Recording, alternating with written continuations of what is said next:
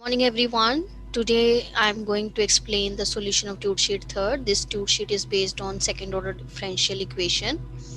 In question number 1, one solution is known to us and we have to find the another solution y2.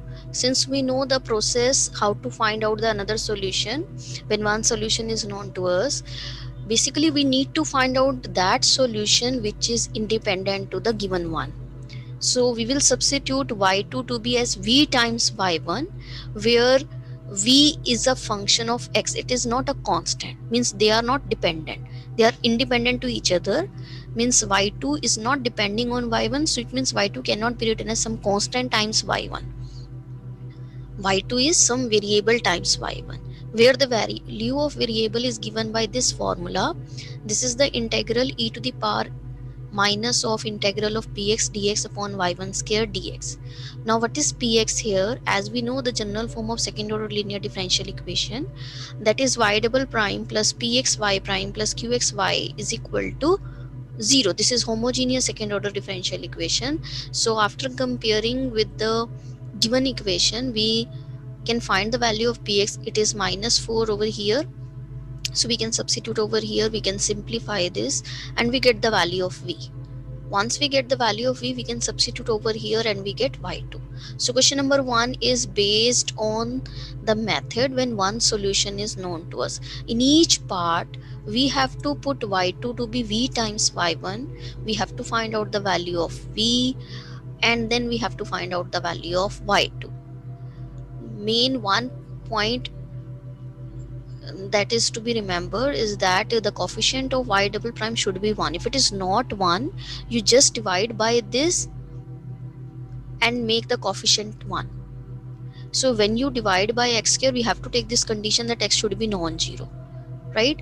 And after dividing by x square, we will get px, right? So here the value of px is not minus 3x, but it is minus 3 by x. So we will substitute that value of px over here.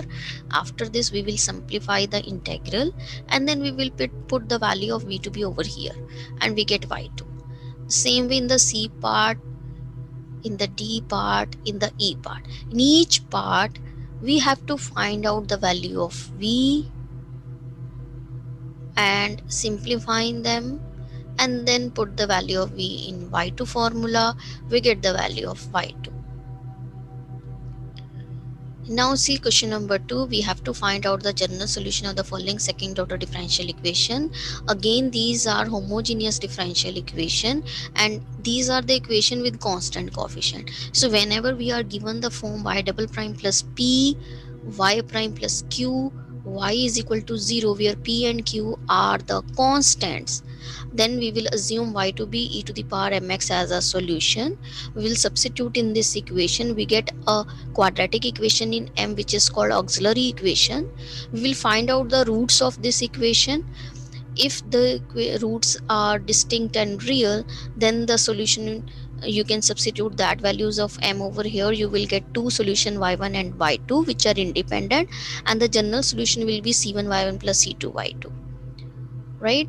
You can see in the question number 2 part 1, here the roots are 0 and m minus 1 by 4, so they are real and distinct. So we can substitute over here e to the power 0, e to the power minus 1 by 4x. One is your y1 and other is your y2. You can substitute over here in the general solution c1y1 plus c2y2. Similarly part 2. Now just see part 3.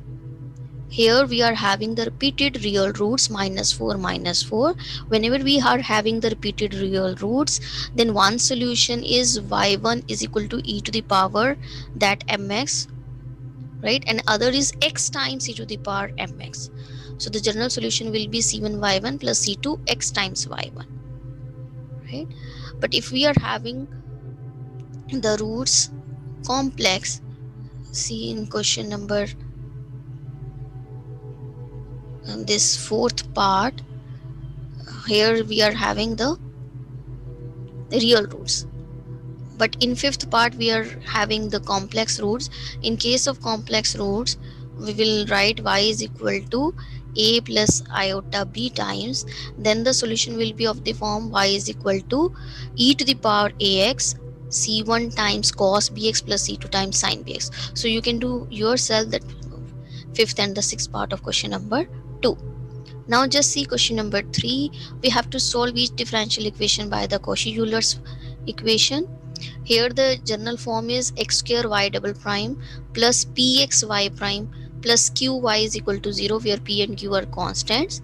In this type of questions, we will substitute x to be e to the power z, and we transform this equation into a new equation with constant coefficient. So once we get the equation in constant coefficient, we can assume y is equal to e to the power mz as solution. We get auxiliary equation in m, quadratic equation in m, find out the roots. Now we are having a solution in the terms of z, and last substitute the value of z in the terms of x. You will get the solution of this differential equation. So same procedure we will apply in third second, third fourth, third fifth, sixth, right? In each part we have to put x to be e to the power z, and we have to convert this equation into a equation with constant coefficient. Similarly, in question number 4, we have to find the general solution of the following differential equations. These are Legender's form. The equation form is ax plus b whole square y double prime plus p ax plus b y prime plus q y is equal to 0, or some right side coefficient. So we have to find out the general solution of such differential equations. First of all, we consider it as homogeneous, and we apply the transformation, and we convert the equation into an equation with constant coefficient. We get y1 and y2 in the terms of z. Now substitute the value of z in the terms of x, and we can convert the solutions in x. So we are having y1 and y2. Now here the method is not specified, so we can either apply the method of undetermined of coefficients or the method of variation of parameters. So once we get y1 and y2, whatever the value of rx over here, we can apply the method of variation of parameters. So we can assume yp to be as v1 y1 plus v2 y2, but before this the coefficient of y double prime should be 1, so we should divide by this coefficient, and after solving it, whatever the value of rs, we have to substitute that is the rx after making this coefficient is 1. So we assume yp to be as v1 y1 plus v2 y2 by using the method of variation of parameters. Now we can find out the value of v1 and v2, with the formula for v1 is integral of minus y2 rx upon Wronskian, where the Wronskian of y1 and y2 is the determinant y1 y2 y1 prime y2 prime. Simplify this, get the value of Wronskian, substitute over here, substitute the value of y2, substitute the value of rx. This is your y1, this is your y2, so you can substitute over here. Simplify this integral, you get the value of v1. Similarly, find the value of v2. Once you get v1 and v2, put these values over here, you will get the value of yp. Now yg, which is the general solution of the homogeneous differential equation, yp, which is the particular solution of non-homogeneous. Add these two, you will get the general solution for the given differential equation. Similarly, one can do this question with the help of method of undetermined coefficient. For this, first we consider this to be as 0.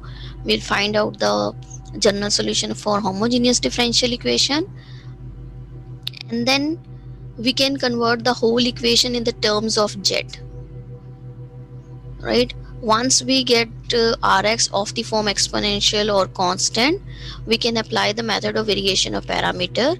We can assume yp to be as a times some undetermined coefficient times rx plus some undetermined coefficient times rx.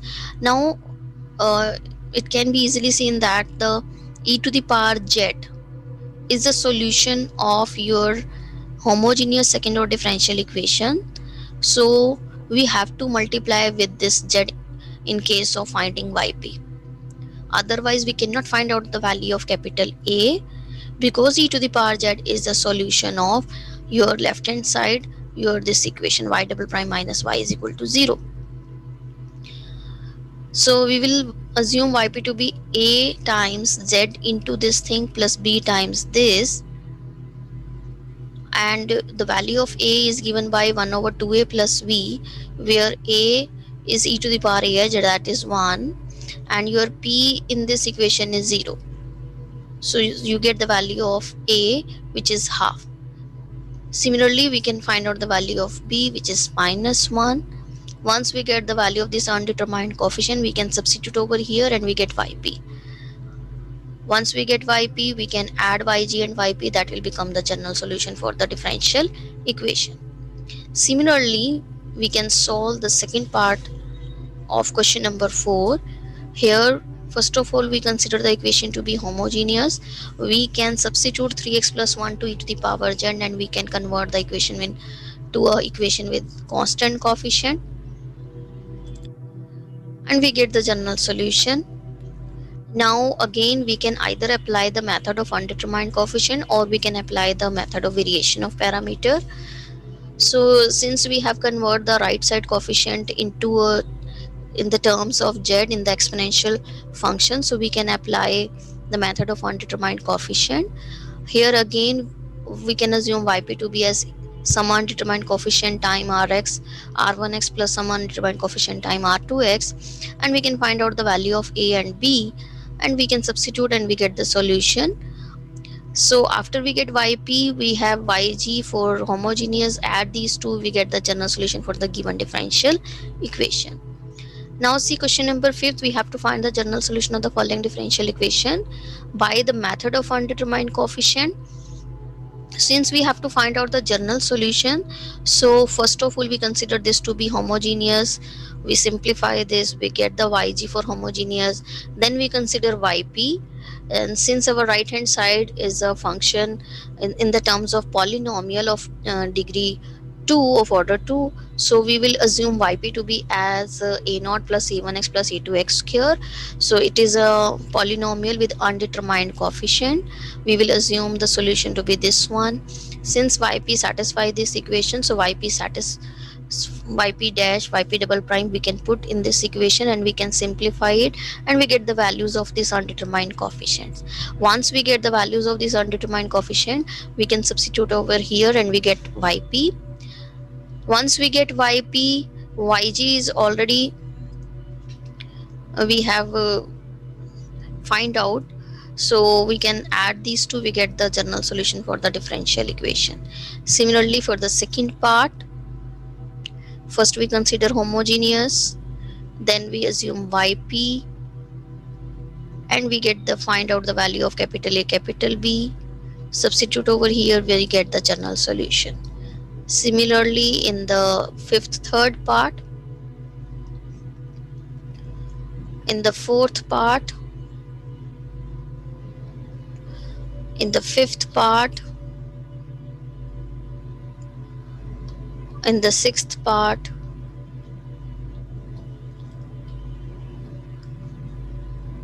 and seventh or eighth. In each part, we have to first consider the equation to be homogeneous. We have to find out the general solution of that homogeneous differential equation by assuming y is equal to e to the power mx. Then we have to assume the yp. If it is of exponential, assume yp to be some undetermined coefficient time exponential. If it is sine cosine, assume yp to be as some undetermined coefficient times sine plus some undetermined coefficient cosine, and if it is polynomial, then assume yp to be as a polynomial of same order with the undetermined coefficient. Once we assume yp as a particular solution of the given equation, so we can substitute yp prime, yp double prime over here, and we can simplify and we get the value of on this undetermined coefficient, right? So in this way we can solve question number 5. Now question number 6, solve each differential equation by the method of variation of parameters. Here also we have to find out first the general solution. by assuming Rx to be 0 means homogeneous differential equation. Once we get the solution C1y1 plus C2y2, whatever the Rx, we will assume Yp to be as V1y1 plus V2y2, where V1 and V2, they are the variable functions which are can be calculated by using these formulas. Substitute all these values over here, find out V1 and V2, put over here, you get Yp, add these two, you get the general solution of the given differential equation. So same with the second part, third part,